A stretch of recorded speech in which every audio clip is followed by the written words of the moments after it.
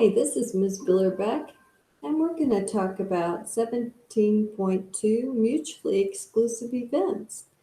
Events are mutually exclusive if they cannot occur at the same time. For instance, a dice roll is either even or odd, but not at the same time.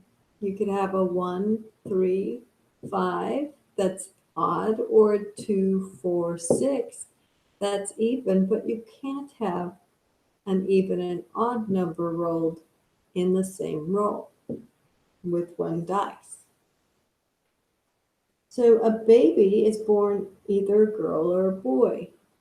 So it usually is not either, both. Okay? An oven is either on or off. So you wouldn't have an oven that is both on and off at the same time. And that's what makes it mutually exclusive. So if A and B are two mutually exclusive events, then the probability of A or B occurring is the probability of A or B occurring is written like this equals the probability of the outcome of A plus the probability of the outcome of event B. So let's do an example.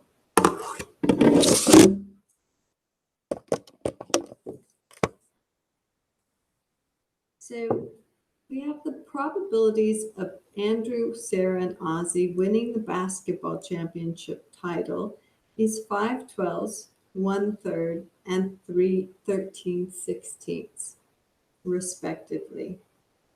So the probability of Andrew or Sarah winning would be the probability of Andrew winning plus the probability of Sarah winning. So then what we're going to do is write 5/12 for Andrew plus 1/3 for Sarah, and we have to get a like denominator. So we're going to multiply by 4/4, which is just 1. And we have 5/12 plus 4/12 equals 9/12. Well, 9/12 is that's just 3/4. So 75% of the time, it's going to be Andrew or Sarah that wins the championship title. But what about Sarah and Ozzy? So if Sarah or Ozzy win it, it's 1/3 plus 13/36. Now, if we make a common denominator and multiply by 12/12, we have 12/36 plus 13/36, which gives us 25/36. So that would be our probability that Sarah or Ozzy wins. Well, what if it's the probability of not Sarah or Ozzy? Well, that's 1 minus the probability of Sarah or Ozzy. So that's the complement of this one. So we can write 1 minus, and that's 25/36. We want to get a common denominator, so we're going to multiply by 36/36.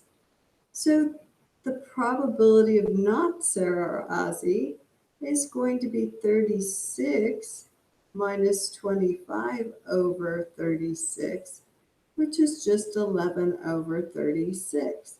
So that means Andrew or someone else might win the championship title versus Sarah or Ozzy.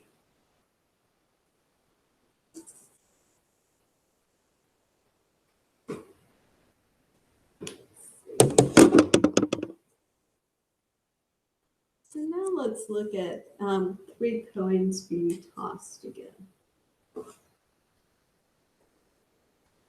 You might remember this tree diagram here, okay, where we tossed the first coin, we had heads or tails, The second coin, we had heads or tails generating from this heads, or heads and tail from this tail. Then this head could be a heads or tail for the third coin, or heads or tail for this coin, or heads or tail for that coin, or heads or tail for that coin. So when we put the sample space all together here, oops,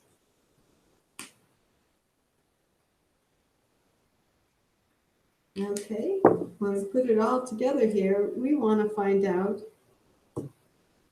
right here, what's the probability of 3 heads or at least 2 H's? Okay, so let's look at that. So we have 1 3-head. So that's the only one that occurs. And there's 1, 2, 3, 4, 5, 6, 7, 8 in the sample space. So that's the probability of 3 H's occurring, plus the probability of 2 H's. So we have 2 H's here, we have 2 H's here, we have 2 H's here, and we have 2 H's here. So that's 4 H's, 4 possibilities of 2 H's out of 8. So when we add this together, we end up with 5 over 8. Now, this is the same probability of getting 3 H's. So then we want H first. Well, this one doesn't have H first, so that's going away. But this one does. So I have 4 that have H first. So I'm going to write 4 over 8.